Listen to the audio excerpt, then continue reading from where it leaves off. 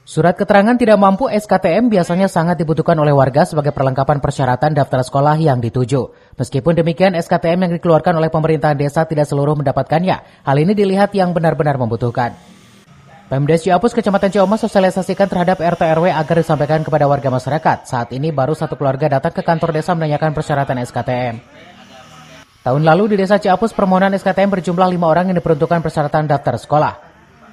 Dan kemarin kita pun sudah berkomunikasi di Kecamatan Ciamas, kepala sekolah SMA Negeri 1 Ciamas dan SMK Negeri 1 Ciamas beserta Pak Camat beserta juga para kepala desa itu kumpul menyatukan persepsi bagaimana seandainya warga ingin mendaftar ke sekolah tersebut.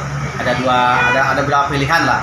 Pilihan pertama ada sistem zonasi, kemudian pilihan keduanya itu melalui surat keterangan tidak mampu. Nah tentunya kami akan memfasilitasi apabila ada warga yang ingin melampirkan ataupun membuat surat keterangan tidak mampu yang nantinya untuk pendaftaran tersebut. Dari Ciamas, Kabupaten Bogor, Iman Abdurrahman melaporkan.